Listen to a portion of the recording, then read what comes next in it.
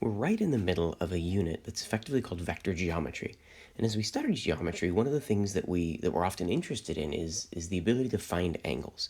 So by the end of this lesson, you'll be able to find the angle between two vectors that are positioned tail to tail.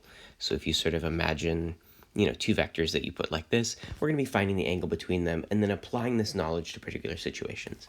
Before we get started, let's take a deep breath. And let's begin. Hopefully you recall that a few lessons ago we learned about several different operations that we can do on vectors. We learned about vector addition, vector subtraction, and then something called scalar multiplication, where we would, we'd take a vector and we'd multiply it by some scalar like 3. Today, sort of as we get into this knowledge of angles, we're going to learn about another type of multiplication with vectors. Okay? So imagine two vectors, this one that I'm going to be calling A, and this one that I'm going to be calling B. The scalar product of A and B, so the scalar product of two vectors, sometimes, by the way, it's called the dot product, sometimes it's called the inner product. These are all names for the same thing. The notation is A dot B. That's sometimes why it's called the dot product. It's defined to be A1 times B1 plus A2 times B2 plus A3 times B3. So the scalar product of two vectors is actually a really simple thing to do. All we have to do is multiply together the first two terms plus multiply together the second two components, and finally multiply together the third components, and then just add those three things up. So as a really quick example of this, I'd like you to, given the vector A and the vector B, compute A dot B, or the scalar product of A and B. If you feel comfortable doing this on your own, pause the video and do it. If you want to see me going through it, here we go.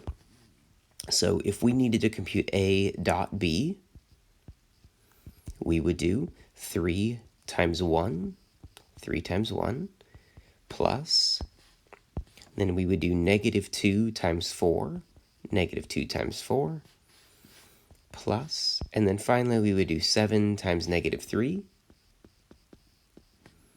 And so going through and computing all of those things, this is going to be 3 minus 8 minus 21, and that's going to come up with negative 26. So that's what the dot product of A and B is. So this is like exciting, right? I mean, like we knew how to add vectors before, we knew how to subtract vectors, we knew how to multiply vectors by a scalar, and now we can actually multiply two vectors together, right? I multiplied this, and I multiplied this, and I got negative 26, right? And like that's great, but this kind of seems like nonsense. Again, and I hope that you sort of had that feeling. I hope that some of you, as you were watching this, were sort of wondering, like, wait, what? Like, I multiplied together these two, vectors that are pointing in directions in three-dimensional space, and I multiplied them and I got negative 26. Like, what does this mean, right? We had this sense when we added vectors that when I add vectors, if I have a vector A and I have a vector B, then A plus B was this, sort of the result of adding the two of them together and getting to the end of the scavenger hunt or whatever. If I was going to subtract the same vectors, this would be A, and then to subtract B, if I wanted to do A minus B, I would just take the opposite direction of B. So this would be A, this would be the opposite of B, and then this thing here would be A minus B, right? If we wanted to do, a scalar multiple, if I wanted to do 5A, oops, I may have made this one too long. If I wanted to do 5, okay, so this is A, 5A just means 1, 2, 3, 4, 5 of them. Okay, fine. Let's use a different color. So this now is 5A. We had these geometric understandings of these things. So when I come along now and say, hey everybody, here's A and here's B, and A dot B is negative 26, I hope that there's this sense of what? Fortunately, it does mean something, but it doesn't mean something really, really direct. There's sort of a roundabout relationship between the dot product, the scalar product, the inner product, and those two vectors. And so that's what I want to get into and look at next. So here is that promised relationship. Okay, in this key point, let theta be the angle between vectors A and B. So if you've got a vector A here and a vector B here, remember that you can always take vectors and sort of, as long as you keep the same length and direction, you can move them around. So if I were to sort of pick up this vector and move it right over here, so if I put this B vector right there so that they were meeting tail to tail, theta would be the angle in between those two vectors. So here's the relationship. The dot product of A and B, the scalar product of A and B, is equal to the magnitude of A times the magnitude of B times the cosine of theta. So in that previous problem, when we said that the dot product was negative 26 is going to be the product of the two magnitudes times the cosine of the angle in between them. This is something that we can prove. I'm not going to do it in this video because I don't want it to run super long, but it's basically a process that goes through and uses the law of cosines. I hope to be able to show it to you at some point. So at this point, I'd like to revisit the example that we did before, right? So I'm using the same A and B vectors, and I want us to recall that the dot product, the scalar product that we got before was negative 26, and I'm going to ask you now, using your calculator to help you in the process, find the angle between A and B. Right? And really, I'm just going to use this key point. So if you feel comfortable with being able to do this on your own, go for it. If you want to see me go through it, let's do that now. So we know what the dot product is. The dot product is negative 26. Negative 26 will be equal to the magnitude of A times the magnitude of B times the cosine of the angle in between. So it looks like I'm going to need to figure out the magnitude of A. Magnitude of A is going to be the square root of 3 squared plus negative 2 squared plus 7 squared. And so we can actually work this out. The magnitude of A then is the square root of 9 plus 4 plus 49. So the magnitude of A is the square root of 62, it looks like. We could also do the magnitude of B. The magnitude of B is sort of same story. The square root of 1 squared plus 4 squared plus negative 3 squared. All these numbers, by the way, are just coming from the components of these vectors.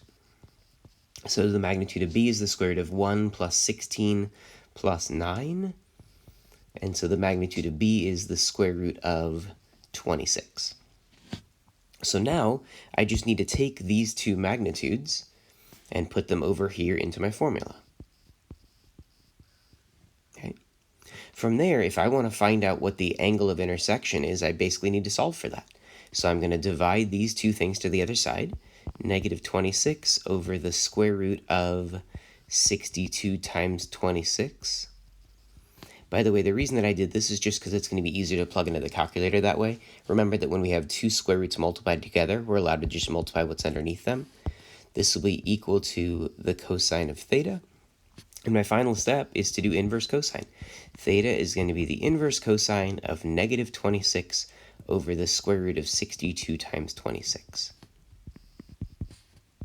So throwing all this into the calculator got me that this is either 2.28 radians, or if you were doing this in degrees, it would have ended up being 130 degrees, both of those given to three significant figures.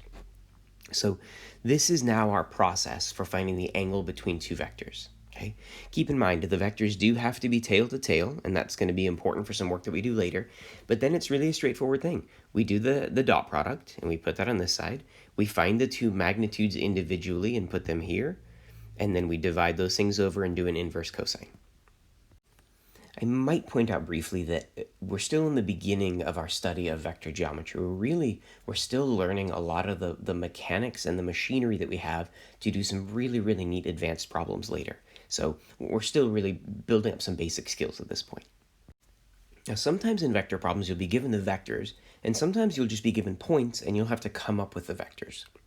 So I'm going to go through sort of like a multi-step process on this. Generally speaking, like on an IB exam or on a test of some sort, you probably wouldn't be given this as a multi-step problem. I'm really doing this as multi-step because I want you to see where these things are coming from. One more sort of basic skill that I want you to remember. Remember that we can find a vector AB by doing OB minus OA. Was sort of one of the first things we learned about vectors. This is the way that we construct vectors from points or from position vectors. Right? So part A of this problem. Okay? By drawing a diagram, determine which two vectors would be needed to find the measure of angle ABC. Now remember, when you're drawing a diagram with three-dimensional points, you're not expected to make it really accurate. I would expect here that you would do something like this is A, this is B, this is C. Okay, so I'm not putting this on a scale at all, right? So if somebody wanted me to find angle ABC, which vectors would I need?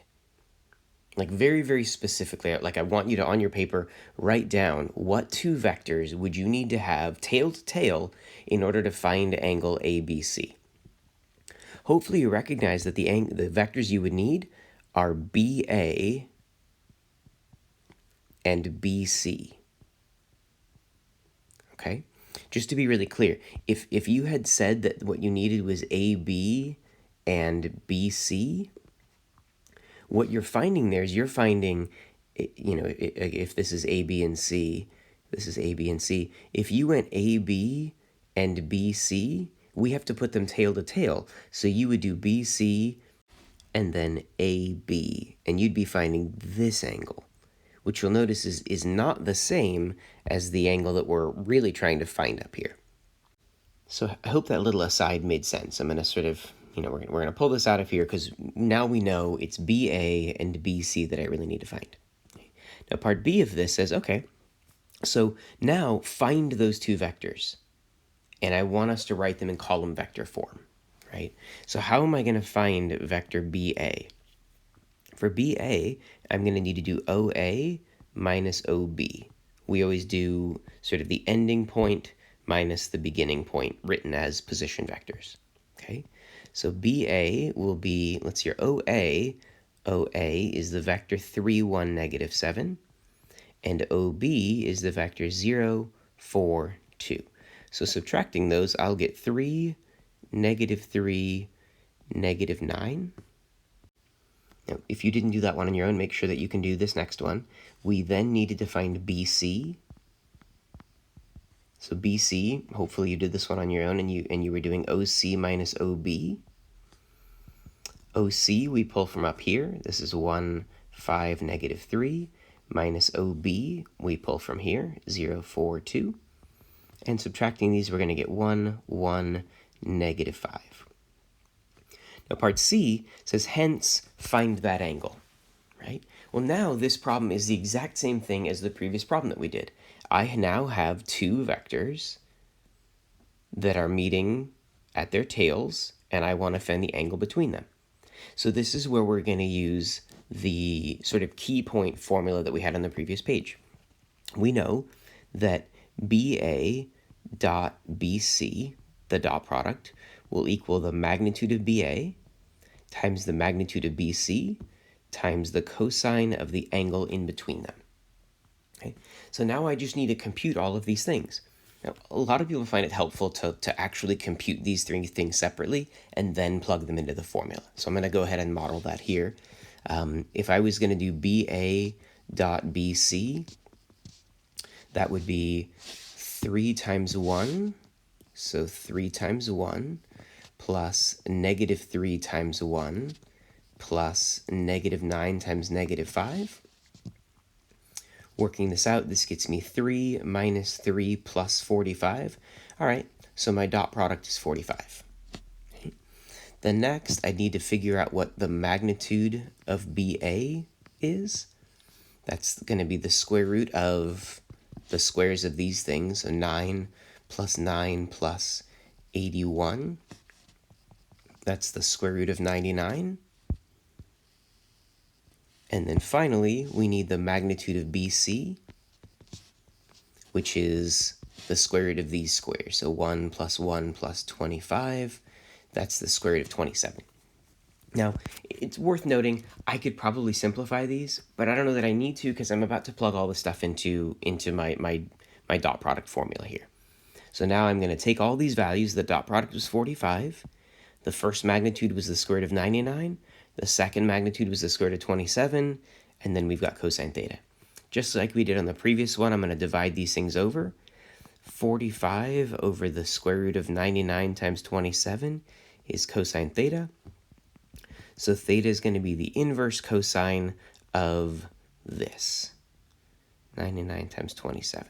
So plugging that into the calculator, I got that this is either 29.5 degrees or 0.515 radians. So this is our process for these. It's fairly common that instead of being given vectors, you'll be given points, asked to convert those points into vectors, and then use this key point relationship to figure out what the angle between those vectors is. So now I have another example that's honestly almost exactly the same as the previous one that we did, although the result that we're going to get is going to lead into the next thing that we do. So I would really encourage you do this problem entirely on your own. If you'd like to check back in with the video from time to time to make sure you're on the right track, that's fine. But I'd really encourage you to practice this on your own. So you're being asked to find angle BAC. In order to do that, I'm going to need to come up with what the two vectors are that are meeting tail to tail. So just like we did before, let's sort of make a little drawing here. A, B, C. They now this time want BAC. So what two vectors do I want? I want AB and I want AC, right? So since they want BAC, I have to get the two vectors that are sort of like radiating out of that midpoint there. So I'm going to need to find the vector AB, and I'm going to need to find the vector AC. So to do that, AB is going to be OB minus OA. So that's 434 minus, that was B, minus A, 152. And doing that subtraction, I'm going to wind up with 3, negative 2, 2. Okay, and then AC, for this one, I'm going to do OC, the ending point, minus OA, the beginning point. C here is 393, minus OA is 152. So doing this subtraction, we get 2, 4, 1. All right, so now I know that the next thing that I'm going to need to do is I want to do this AB dot AC equals magnitude AB, magnitude AC times the cosine of the angle between them. So just like we did last time, I'm going to step over to the side and figure these things out. What is AB dot AC? The dot product of these two things is going to be, I'll need to go to the next line for this, 3 times 2, those are the first coordinates or components, plus negative 2 times negative 4, so negative 2 times 4, and then 2 times 1. There we go. So this is 6 minus 8 plus 2. All right, so the dot product was 0. All right, so coming back to my formula, 0.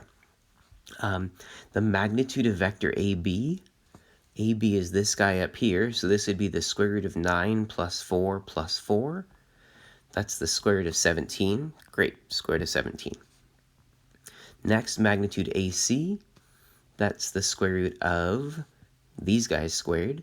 So 4 plus 16 plus 1, that's the square root of 21 times the square root of 21 cosine theta. I'm going to divide these things over. I get cosine theta is 0, and I actually don't even need a calculator for this one. We know that the cosine is 0 when theta is pi over 2 or 90 degrees. Okay, so the answer to the question is that angle BAC was a right angle. In other words, these two vectors were perpendicular to one another. And there's a conclusion to be drawn there. There's a neat thing that just happened, and I'd like to formalize that next. So this is huge. This leads to like a giant piece of advice that I'm going to give you here. If you are ever in a problem about vectors that mentions perpendicularity, you should be thinking about the dot product. And that's because of this key point right here. Okay? Two non-zero vectors A and B are perpendicular if and only if their dot product is 0. Okay? And there's a reason for that, right? If I have the dot product equaling the magnitude of A times the magnitude of B times the cosine of theta, if the dot product is 0 and these magnitudes aren't 0, then cosine has to be 0 by the zero product property. And the only way cosine can be 0 is if it's a 90-degree angle, which means they were perpendicular. And it's true the other way around. If these two things are perpendicular, then the cosine is automatically 0, which means I don't even care how long the vectors are. That dot product is automatically going to be 0. So if you're ever working in a vector problem and they're talking about perpendicular or right angles, you should be looking for a way to get the dot product equal to 0. So now let's look at an example of what this might look like in sort of a conceptual problem. So I've got this example right here. Suppose that the vector p is this and q is this. The problem is saying find the value of t so that this vector is perpendicular to this one. Okay? So what we're wanting to do here, we just learned that perpendicularity only happens when the dot product is 0, but the dot product of what? Okay, I'm not asking you to do the dot product of these or the dot product of these. What are we going to be doing the dot product of? What two things are perpendicular? Hopefully you're recognizing that the two things are perpendicular are this and whatever the heck this is. So it looks like, we know that we're going to want to do the dot product of this thing, that dot product with 3, 5, 1. We're going to want that to be 0, but I need to figure out what this thing is. So let's take a moment and figure out. So what would P plus TQ be? Well, they gave us P and Q. P is 4, negative 1, 2, plus T times Q is 2, 1, 1. Well, great, okay. This is a scalar thing, so let's multiply this scalar in. This would be 4, negative 1, 2, plus 2t, t, and t. And if I add those things together, I get 4 plus 2t, negative 1 plus t, and 2 plus t. Great, that's what that thing is, so let's use it. This is 4 plus 2t, this is negative 1 plus t, and this is 2 plus t. I know that thing may not look like a vector because it's got variables and stuff in it, but remember, that's okay. T could be anything, and in fact, we're trying to find the value of t so that this happens. So now to do this dot product, I'm just going to multiply these things across and add them together. So when I multiply these two things together, I'm going to get 3 times 4 plus 2t. Multiplying these together, 5 times negative 1 plus t. These together, 1, 2 plus t. This is all going to have to equal 0. Distributing these, 12 plus 6t minus 5 plus 5t plus 2 plus t has to be 0. Now let's combine like terms. The numbers here are 12, negative 5, and 2. So that looks like 9. So 9 plus, now look at these, 6t, 5t, and t. That's 12t. And now all I have to do is solve this little single variable equation. 12t equals negative 9. So it looks like t has to be negative 9/12, which is negative 3/4. That's the value of t that we would need to use to get this combination of these vectors to be perpendicular to this. All right, so we're going to move on now to our last example. I want to try and apply some of this knowledge and understanding that we have about the dot product to something that might be related to parallelograms and rectangles. You've seen in the past, as we've done vectors, that parallelograms are really closely related to some of these things, so it's not uncommon to see problems like this. So first, they want us to show that this thing is a parallelogram. So first, I want to diagram this really quickly. Remember that ABCD means that they have to go sort of around the shape, right? So you can't label these things like ABCD or ABCD. I just realized that I put a C over there instead of a D. Sorry about that. When you're naming something like this, it has to sort of go around it. It doesn't really matter if it's counterclockwise or if it's clockwise, as long as you're going around the shape. Now I'd like you to think for a moment, if this is going to be a parallelogram, what has to happen? In order for this to happen, AB and CD have to have the same length and they have to be parallel, which basically means that vector AB has to be the same thing as CD. So for part A, I need to show that the vector AB is the same thing as DC. I also need to show that AD is the same as what? Is the same as BC. So if I can show all those things, I'll have showed that this is a parallelogram. So pause the video, figure out what these four vectors are, and then sort of show that they are the same as one another. All right, so AB, I'm going to get by doing OB minus OA, which is going to be, OB is this guy up here, so 9, negative 4, 2, minus OA, which is this guy, 7, negative 5, 3. When I subtract those things, I get 2, negative 4 minus negative 5, so that means 1, and then 2 minus 3 is negative 1. All right, great. So that's what I got for AB. Now I want DC. DC will be OC minus OD. So let's see here. I need to do C minus D. So C is 13, negative 7, 6, minus D, which was 11, negative 8, 7. And if I subtract those, 13 minus 11 is 2, negative 7 minus negative 8 is 1, and 6 minus 7 is negative 1. Aha. So these things are the same, and so I did that one. Okay? And so we know all of this work went to show this. Now let's look at showing this other part. Let's find AD first. AD, which is what we wanted here, AD is going to be OD minus OA. And so when I do OD minus OA, this will be the D position vector, 11, negative 8, 7, minus the A position vector, 7, negative 5, 3. And when I subtract those, I'm going to get 4, negative 3, 4. Okay, and then I also needed to do BC. So BC for us is going to be OC minus OB,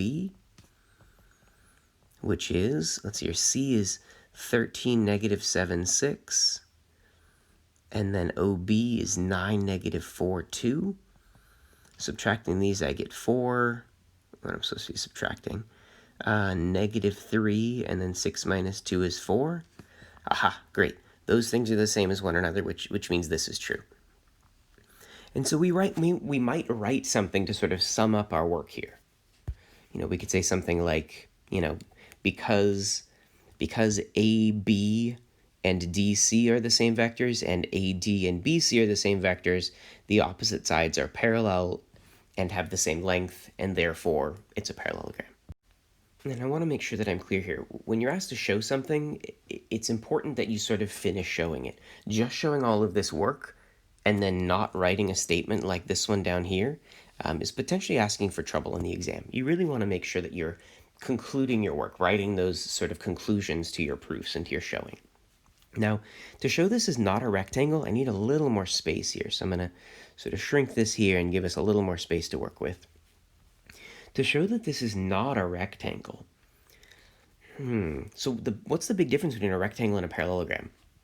It really should be about the angle right here, okay? If these are all right angles inside here, then it's a rectangle. If even one of them is not a rectangle, if even one of them is not a right angle, then the whole thing is not a rectangle. So let's take a look at the angle between AB and AD. Now, fortunately, this is actually not going to take a whole lot of work. We've done a lot of this work already. The vector AB, we already found. It was 2, 1, negative 1. Even the vector AD, we already found. The vector AD was this guy down here, 4, negative 3, 4. So now let's take a look really quickly at AB dot AD. If I multiply these two vectors together, if I do the scalar product of these two vectors, 4, negative 3, 4, I'm going to get 2 times 4, that's 8, plus 1 times negative 3, that's negative 3, plus negative 1 times 4, that's negative 4. This dot product is 1. Now remember what we learned about perpendicular vectors? If this is not 0, then these two vectors are not perpendicular. I honestly don't care what that angle is as long as it's not a 90-degree angle. And so at this point, we can actually be done with this problem. We just need to write a little bit of reasoning about it. So I just wrote a really quick bit of reasoning here. Because the dot product of AB and AD is not 0, the vectors are not perpendicular, so the angle is not a right angle, and that parallelogram ABCD cannot possibly be a rectangle. So I hope that this was all clear, and I know this video wound up being a little bit longer than I had expected it to be. As always, if you have any questions, please reach out and let me know, and I wish you the best of luck as you work through these exercises and continue your studies.